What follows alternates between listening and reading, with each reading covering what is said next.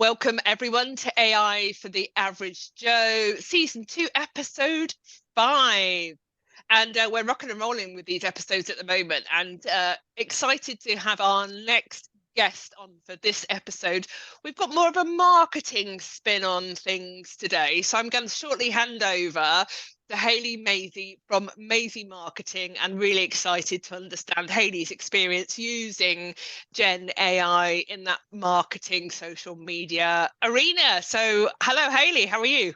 Hello, Erica. I'm very good, thank you. Thank you for letting me be here. I'm very privileged to be invited on. Oh no, more than welcome. We're pleased that you can join us, because again, we've touched on some marketing stuff with Brad Stacey from Mission Group, but that was kind of more the technical side of things, whereas I know you've been kind of leaning into the practical side of things when it comes to using kind of ChatGPT, etc. So yeah, tell us a bit about yourself, tell us what you do, how you do it, and how does that link into using AI?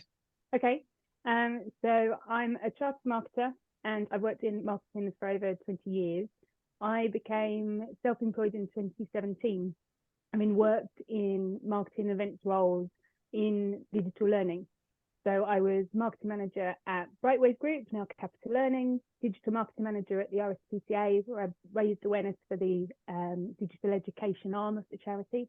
And I spent 7 years at the Association for Learning Technology, where I headed up the marketing events and operations for about 3 years before I left. Now I specialize in supporting small businesses who need help with their marketing. And I come in, partner with them, set them up, get them going, keep them going. And most of my clients are from L&D, be it solopreneurs, consultants, or learning partners or tech providers like your good self. So that's pretty much what I do day to day. And I think my use of Gen AI tools have been very much encouraged from partnering with you guys with your marketing. And at first I was quite not scared, but I was quite wary of using AI tools, mainly because as a marketer, there's a lot of pressure on you to be original, be authentic. Yeah. And plagiarism is a big word when it comes to marketing and comms, particularly copywriting, content creation.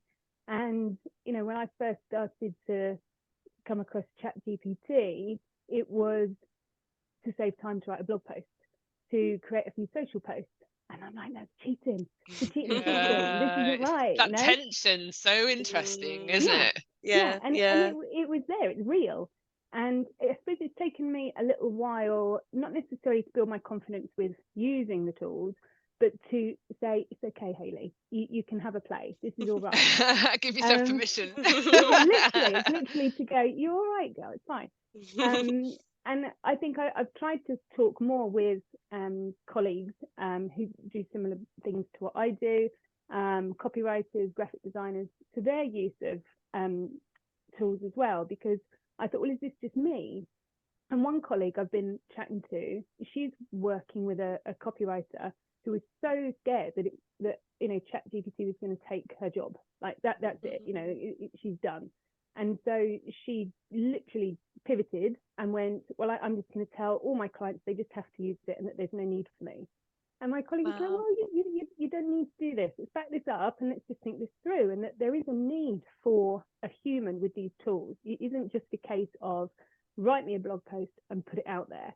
And I see it a lot. And I see it with marketing agencies where they're using ChatGPT and putting the words out there verbatim, and you can see it. You can see it with the language. Yeah, you can spot it. And it annoys me. It really annoys me because I think it's lazy. People are paying you, and this is where it comes back to my values, my values, and the ethics of using it. And it's like my colleague said to the copywriter, "Why don't you work up some workshops with your clients to educate them how to use ChatGPT effectively and ethically?" To help them, save time, be more productive, and get things done quicker. But when I see marketing agencies do it, it really rattles me, because I think you are just taking people's money and not actually thinking from the strategic side of using these tools. And I think there is an education piece to be had. You know, the shiny toy has just been dropped in the middle of this classroom, and everyone's like, yeah, let's go. And for people like me, where we use branding guidelines, tone of voice guidance, you know, we want rules, we want structure, we need it from brand to brand. And you've got marketing agencies just not keeping with tone of voice, and you've got these small business owners who actually, they want to use it because it does save them time and they want to be more productive with it, but there's that middle bit of a human or someone that knows how to use it more effectively than them to get the best out of it. So you said at the beginning, kind of, there's that need to be authentic and need to be different as well. And obviously, I think we all know ChatGPT isn't going to produce that part of it. And that's the human skills, isn't it, that come in that are still needed. And I think that's where you can go to from that extreme. I'm never using it. I'm going to tell all my clients they don't need me anymore, to, okay, I have values and I want an ethical stance on this, but actually, you know, what does that look like? So what do you think, Hayley, that is for you? What's that balance? You know, how can you use it but without losing that authenticity and that uniqueness that you need in marketing? I think, I mean, there's extremes. I know of one copywriter I've been told is just will not work with clients who want to use Gen AI tools. The red flag for them. They're just like, no.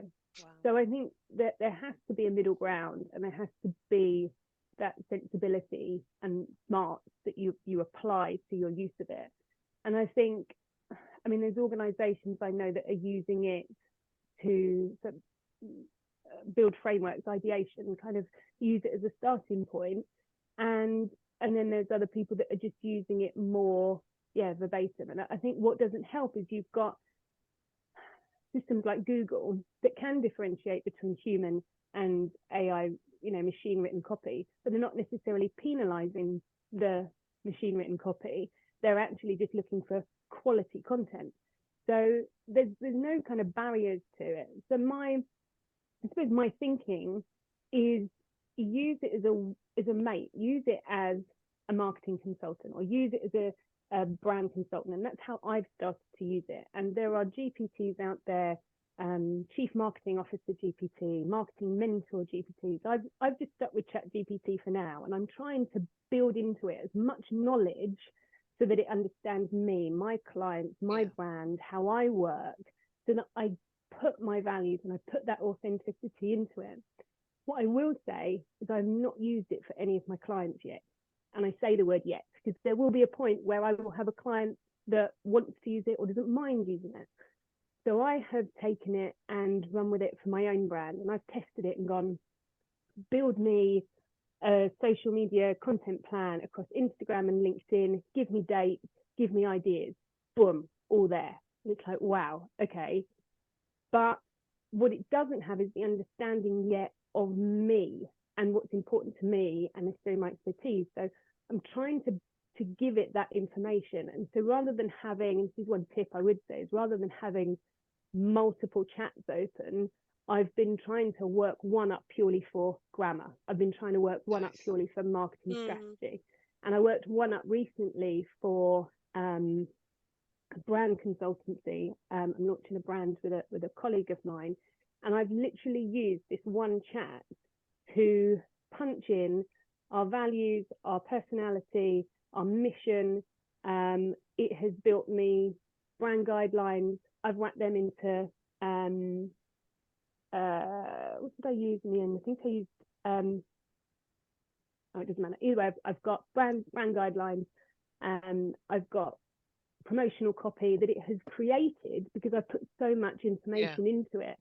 And I think that way I'm not just using it verbatim. I'm actually controlling it and managing it the way that feels right to me. And that's, I suppose, where my confidence has come in accepting it as a tool that does help me. And that's as far as I've got. But you know, I'm using ChatGPT as a starting point, and then move into Gamma or move into Canva design or try and Dolly, how you pronounce it, you know, and I'm using the other kind of tools, but ChatGPT I think at the moment is just a really good base to get you going, and not feel guilty about starting now, I suppose. And it's like we're building, I mean, we love a hierarchy in L&D, don't we? But it's like we're building a hierarchy with this stuff now. So the first hierarchy was I'm going to create some general content, a video, an image, some text, a blog, whatever that might be. And then the next stage is kind of, I'm going to use it for that ideation and thought partner and hone it. And like you said, build those chats out so it's an ongoing conversation. And then the next stage is going to be that kind of internal ecosystem. Like you said, that we're seeing clients already and thought partners already kind of building all their organizational data into their own secure GPTs and stuff like that. So already you can see there's different levels of buy-in, usage, you know, whether that's chat or, you know, I think, you know, Microsoft Copilot's just landed. I think that's the best brand name you could use for any of this stuff. I think they've been very clever using the term Copilot, because it's not as threatening, is it? And it doesn't mean you have to go and do something. It's you're on the same level, but you bring something different. So I think even that journey for marketers is interesting. Yeah, I do too. And I think it's the bespoke element that really interests me. I know of someone within their organization who, you know, replaced their site bot with a GPT that they have trained conversationally, and they have built and they have worked in all the information that it needs, kind of by way of an integrated chat. And it's replaced their desktop pop-up to the point where it has deflected 50% of their customer service inquiries from the human team. And within the year that they've used it, you know, they built this a year ago, this is how advanced they are, that they've saved about 300 grand on recruitment and staff costs. And I challenged them and I said, well, how did your staff feel about this? Because you're ultimately taking away, you know, the work that they do. And they said, no, they've embraced it because it's taken away the menial stuff and empowered them to take on the bigger stuff. So it's this bespoke, you know, build. And I would love to see it, and I've yet to find one, where you can punch in your marketing strategy, your marketing roadmap, your brand guidelines, your tone of voice, you know, absolutely everything, so that you have this co-pilot that is bespoke and designed for your marketing department. And rather than all the different tools that we're seeing, that I would love. That would make me feel more comfortable, I suppose, to use it more ethically. I suppose, because we say this quite often, don't we, Erica? You have to kind of move something from one place to the other. So you might use ChatGPT to build some content, but then you need to go over to Gamma for the slides, and you know, and I think you're right. I think just having everything in one place where it's remembering, so you're not having to have the individual chats. You know, it's Hayley's account now, so now it remembers what you're doing across everything, and it starts to build that profile. You begin to have a bit more trust in it then, rather than starting afresh each time. Because I agree, actually, I feel like I'm starting afresh each time, and then it takes me a little while to get to the really good stuff each and every time. And I think where this is really going to take off is where organizations and departments have their own GPT that's been trained, as you say, with all of the organizational context that it needs to really, really add value and build more trust as well. Yeah, definitely. So interesting. So Hayley, we asked you to prepare a kind of practical tip, technique, kind of way that you're using Gen AI that our listeners and watchers could take away and implement themselves. So what did you come up with? Okay, so what I wanted to do is show how you can use ChatGPT more effectively for your marketing content, rather than just asking it to vomit the 600-word blog post. But actually to think of it, more strategically, and to give you more quality, I suppose. So let me share my screen. I've got an example here. So I've basically punched in an example where I'm using this for me. So I've said my clients are typically small business owners with a team of 2 to 4 people, UK based, trading for 2 to 3 years. Their main goals are to grow their business retain their clients, and build brand awareness. List the common challenges they face. Nice. The reason I've done this, it's quite a broad, you know, few sentences, but it's that top level information that I would need if someone said to me, I want you to write me a blog post. I would go, okay, who's your audience? Why do you do this? And how are you trying to help them? So that's my first thing that I've whacked in here. And, you know, it's no surprise, ChatGPT, well, no surprise to me that they have said common challenges, limited resources, you know, time is a problem. You know, they've got competitors that they need to outdo. Client retention is huge, raising brand awareness. They want to scale, they want to grow. Okay, that's great, brilliant. So ChatGPT now knows why I'm writing the blog post. And that to me is really important. It's always about the why, because you can't do anything without it, really, particularly in marketing and that audience understanding. So this is where I think the benefit of having someone that knows marketing to create such a prompt. And this is the tip that I suppose I want to share is I have asked it to create a marketing campaign plan over 2 to 3 months using 3 key strategies, so social media, email marketing, and content marketing, to demonstrate how I can help my clients solve their challenges. And I've asked it to use creative different forms of content and not just a blog post. And I've said, right, give me a time frame, give me the stuff. And over 3 months, it's given me first 2 weeks, here's some content, here's some social media I want you to post.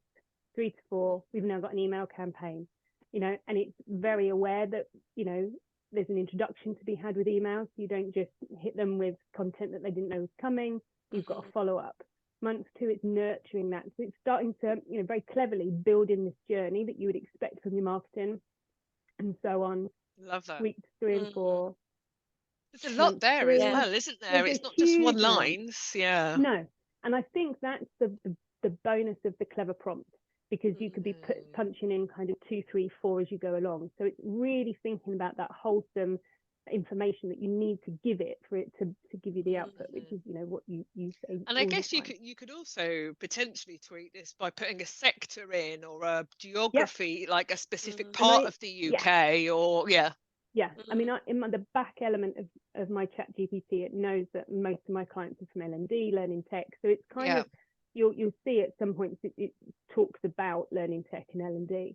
But the really clever thing is here, it talks about metrics as well, and monitoring and email open rates. I didn't ask it to say to me, okay, how do I measure this? And so I've said, great, I like this. Please produce copy and content for the content, email, and social media, and include dates. So I've now taken it a step further. So rather than, you know, we still haven't gone, write me the blog post, which we can do. So now it's mapped it out to the point where, right, blog post, title, and a framework. Social media, it's already written the tweet for me, or the post. And then emails. And I'm sure if I were to go into this and go, write me the email, it would do it. Yeah, it definitely would. Yeah, So the last thing, I'm just going to scroll down to it, because it's given me case studies. It's, you know, it's full on. It's given me what I need. And then I've gone, right, please provide prompts for me to use on Canva Magic or Dolly to create imagery that supports the content, email, and social posts. That takes time as well. And it's given me the prompts already for me then to take. So once, you know, that's where the time saving comes in, is you would have done all these activities separately, and it's all kind of fed into each other, isn't it? So and this is why these text-based GPTs are definitely a really good starting point, because they can then give you what you need to start, because you know, things like Gamma and Canva, they take their own prompts separately, but actually if GPT can work through this stuff, the prompts are so much more relevant. Exactly. And I think for me now, I'll come out of this just to follow up on just one question on that, Hayley. Did you put any custom instructions into the back end to say L&D, etc.? It does know my client base. It does know who comes to me. So if you haven't already done that, you can focus your target audience a little bit more. So everything that you then use it for is through that lens, isn't it, of L&D, small, medium-sized clients? And I think for me then, what I've done is I've made it bespoke enough to be able to say, okay, let's go back to that first blog post that you recommended. Write me the blog post. it's got all of that information before it, so that it becomes more wholesome, more quality, and more bespoke to what I need. Because if it doesn't necessarily know that, it's just going to vomit up something which you then put out. And actually, you know, if you take away the language, it isn't aligned with your brand values and your mission and your purpose. So I think it's use it cleverly, put in the bigger prompts, start top level, and not be afraid to have to work through everything as if my brain would. Use it that way. And I think, you know, I'm starting to see from other chats where I've used this process, I'm actually starting to see it become more value for me, more consistent and more effective with what it vomits. Brilliant. Nice. Love that. Nice. With what it vomits. What it vomits. What it bombs up. Yeah. The technical word. It's not technical here. It's all practical. Love that. Yeah, I think it's that's really, really helpful, Hayley. And I think for me, actually, the biggest learning there is probably, you know, writing a bit of a story in one chat, because I'm a bit of a flitter, if that's a word. I go to lots of different places, so I think actually that providing that overall chat and going from there, that's useful advice for me, so thank you. Yeah, thank you, Hayley. And I'm just going to quickly piggyback off the back of your fantastic tip, because we've noticed today that Google Bard is now Google Gemini. I don't know if anybody got that email at the end of last week. So it's the same link, but it defaults to Gemini now. It looks very similar, a little bit more fancy. I think that obviously Google, it's the next version, so they've obviously put a lot behind it. And it again looks very similar to ChatGPT. And also the free version of Copilot's available for people as well. So again, neither of these cost any money. There's no subscriptions. And again, I like the way they've kept a similar format. So we're starting to get used to what the language model looks like, how we integrate and interact with it, some examples that you can play around and try with it. So I thought that was quite interesting, that those two tools. So if ChatGPT isn't your thing, or you can only use Microsoft, or you can only use Google, you've also got opportunities there as well. So I just wanted to tag that on. Which, you know, helps the accessibility piece, doesn't it, for people who, you know, I've spoken to clients, they've just flat out banned ChatGPT, which, you know, I can't quite get my head around, but feels like quite a knee-jerk it's going to unlock, response. you know, the ChatGPT might not work, but Copilot will, or, you know, at some point it's going to embrace us, isn't it? Oh, 100%. Absolutely. Right. Thank you so much, Hayley. That was a great set of prompts, and I think we'll get people really thinking about, it doesn't have to be marketing, that could be any kind of strategic plan, couldn't it, where you need to think about things. What does it look like, who does it speak to, what's the content that supports that, what's the words, etc.